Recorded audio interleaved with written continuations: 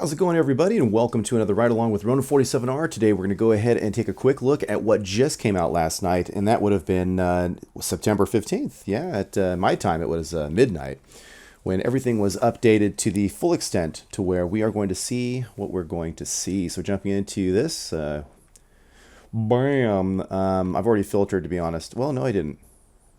Earlier I popped in really quickly, and took a look at the British line, so did a little of that action, and then we're going to be interested. Well, I'm not going to reveal the tiers yet, but what are you guys interested in? What is new? Some of you may have not gotten to your PlayStation, your Xbox, your console there to see what is going on. And here you can see we have the Mark 1 has arrived in the garages.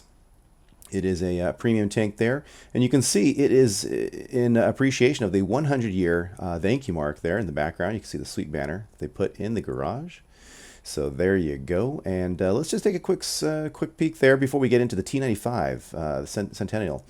So I am going to take a look, a little interested here in the fact that there is no equipment available.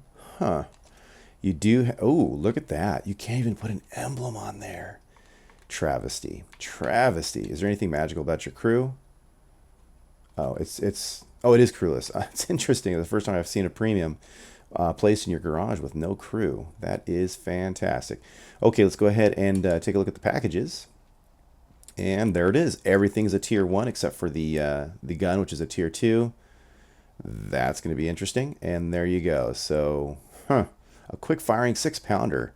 That is going to be monstrously amazing. Wow. So really curious to take this thing for a spin. Again, this is just a quick look at this. I'm doing this before I'm going to work. In fact, don't tell anyone, but I'm supposed to be going to work already. I should have left the house. So I'm going to jump out of this. This thing is pretty cool. We saw it, learned it, loved it, lived it, and it is just massive. I'm zoomed out as far as I can go, so it's like someone's small apartment. And let's jump into the ops there real quick. This is really informative to me as a nice place to look to see what's going on. So you can see here the 100 Years of Glory. There you go. Place damage. It must be British. So place in the top 3 damage dealers on your team in a battle. There you go. Centennial T95 times 2. Play a battle. So you must be in a Centennial T95 medium tank, the tier 8, which we'll briefly touch if you are not already familiar with it. Fight for the Centennial T95. There you go. If you want to earn it the good old-fashioned way, then it is earn 100 points. It's 0 out of 100. And you have to be in a tiers 3 through 10. So it's another one of the hero tank type of acquirements there, the way you can earn something. So, oh, you know what? We still need to jump into the store so you can guys see what that looks like. And there you go. You see some stars. I like to knock out the specials first. You never know. So you've got a little of this, some silver action, British specific supplies. You have some of these things with 3 days of premium, some boost, not to be confused with the cell phone company. And then we're going to go ahead and jump into the tanks. And in the tanks, what do we see? We see the big, huge, massive bundle. How dare they sell my tank again? I'm only half kidding. The T-34-88 is up for sale as of today. You've been seeing some of my vids showing you what it does and what it looks like and all that kind of fun stuff. So some of you have said that you are interested in purchasing it. So there it is for 19,600 gold. And it says here the Chieftain T90 blah blah blah.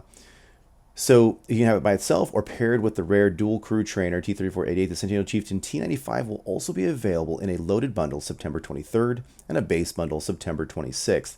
So if you are not going to shell out all this cash for those 2 tanks, because you have to go with 2, then you're going to have to wait for those specific dates. Now, meanwhile, if you slim it down to the ultimate version, which is just the T95, the Centennial T95, comes in an ultimate flavor package where it's just that tank with a ton of stuff.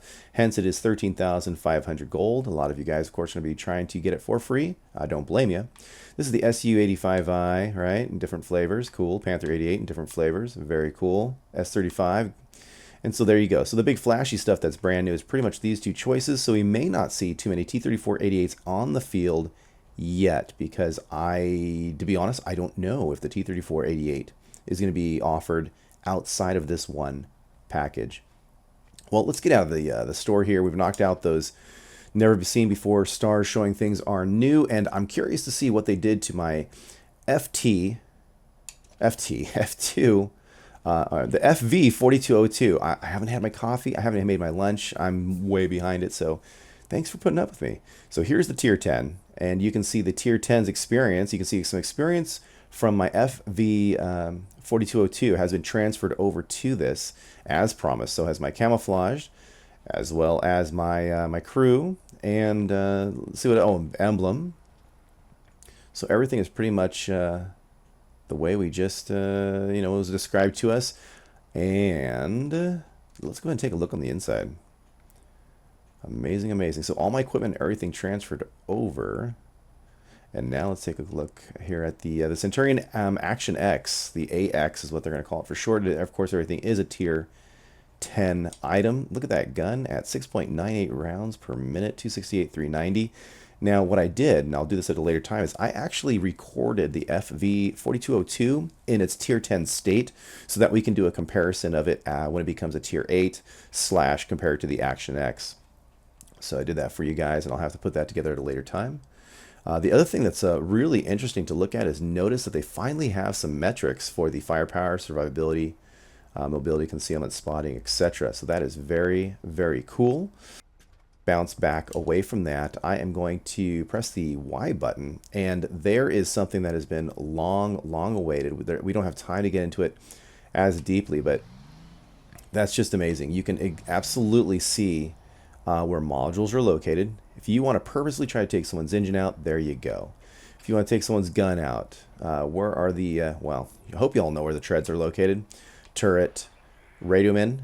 Look at that. It is specific to, in this particular tank, it's specific to the rear left. You want to ammo rack someone, you shouldn't be spending a lot of your time on this side. Well, I mean, I guess it's kind of centered. But you can see where you are going to want to aim to specifically ammo rack, get a higher chance of ammo racking this tank. And where are the crew members sitting? Well, there you go. There's their seats in the tank.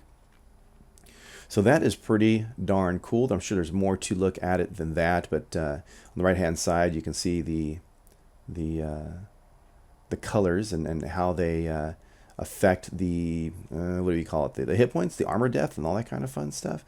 But we don't have super duper amounts of times to get into that.